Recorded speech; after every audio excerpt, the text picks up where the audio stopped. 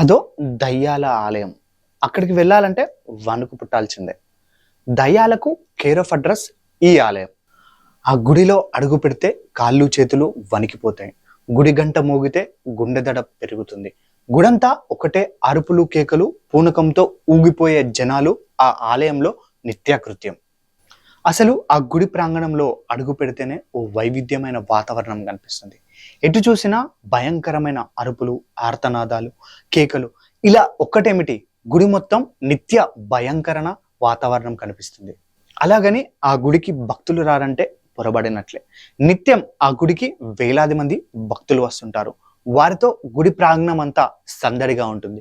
ఇంతకీ ఆ గుడి ఎక్కడుంది, ఏమిటి అనే విశేషాలు మనం ఈరోజు ఈ వీడియోలో తెలుసుకుందాం. హాయ్, హలో, నమస్తే. నేను మీ గౌతమ్.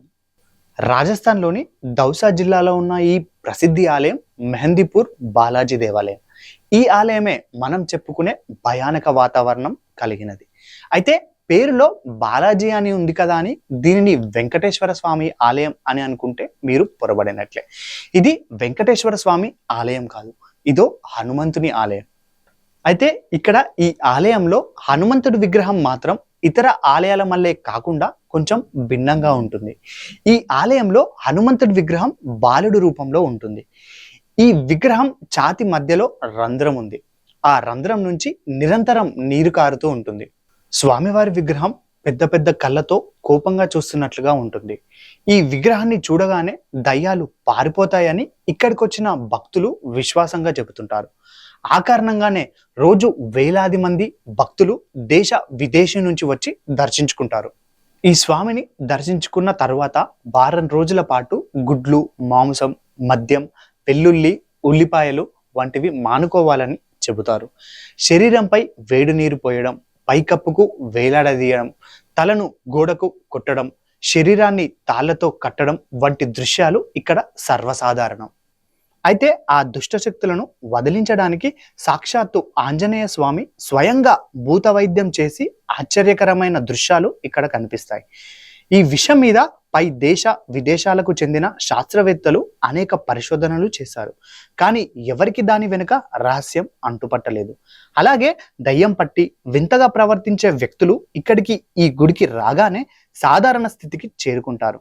దీంతో కులమతాలకు అతీతంగా భక్తులు ఈ ఆలయాన్ని దర్శించుకుంటారు. సాధారణంగా దయ్యం పట్టిన తమ ఆప్తులను ఈ ఆలయానికి తీసుకొచ్చి స్వామి ముందు ఉంచడంతో వారి అరుపుల వల్ల ఆ ఆలయంలో ఓ భయానకమైన వాతావరణం కనిపిస్తుంది.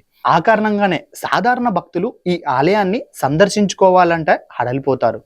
బాధితులను వదిలే దయ్యాలు తిరిగి తమను పట్టుకుంటాయనే ఆందోళన ఈ ఆలయాన్ని సందర్శించి వచ్చే అనేక మంది భక్తులలో ప్రబలంగా ఉంటుంది. తమ వారికి భూతాలను నిర్మూలన చేసుకునే భక్తులు ఇక్కడ స్వామివారికి ఆరోజి, స్వామని, దరఖస్ట్, బుంది అనే కానుకలు సమర్పిస్తారు. దీనితో పాటు ఆలయం లోపల భైరవ బాబాను దర్శించుకొని అన్నాన్ని నైవేద్యంగా సమర్పిస్తారు. అలాగే ఈ ఆలయంలో ఇచ్చే ప్రసాదాన్ని ఎవరు ఇంటికి తీసుకెళ్లకూడదన్న నియమం ఉంది. ఒకవేళ వారలా చేస్తే వారికి కీడు జరుగుతుందని భక్తులు భావిస్తారు. అలాగే భూత వైద్యం సమయంలో దుష్టశక్తులతో బాధపడే వారిని ఆలయంలోని ఓ ప్రత్యేక స్థలంలో ఒంటరిగా వదిలేస్తారు. కొద్దిసేపటి తర్వాత వారు సాధారణ వ్యక్తుల్లా పూర్తి ఆరోగ్యంతో తిరిగి వస్తారు. అంతేకాదు స్వామి దర్శనం తర్వాత వెనుదిరిగి చూడకూడదు. అలా చేస్తే దయ్యాలు తమలోకి ఆవహిస్తాయని పురోహితులు హెచ్చరిస్తూ ఉంటారు. ఇక్కడ ఈ ఆలయంలో మంగళ, శనివారాల్లో మాత్రమే దయ్యాన్ని తరిమికొట్టే పూజలు నిర్వహిస్తారు. అందువల్ల ఈ ఆలయానికి ఈ 2 రోజుల్లో వేలాది మంది జనం తరలి వస్తారు. ఈ ఆలయానికి దయ్యాలు తరిమి కొట్టే శక్తి ఉందని తెలిసి జర్మనీ, నెదర్లాండ్స్, న్యూఢిల్లీ శాస్త్రవేత్తల బృందం 2013లో పరిశోధనలు చేశారు. అయితే దాని వెనుకున్న రహస్యం మాత్రం వాళ్ళు తెలుసుకోలేకపోయారు. ఆ కారణంగానే ఇక్కడున్న మిస్టరీని ఎవరు ఇప్పటి వరకు సాల్వ్ చేయలేకపోయారు. సో ఇదండి దయ్యాల ఆలయానికి సంబంధించిన విశేషం.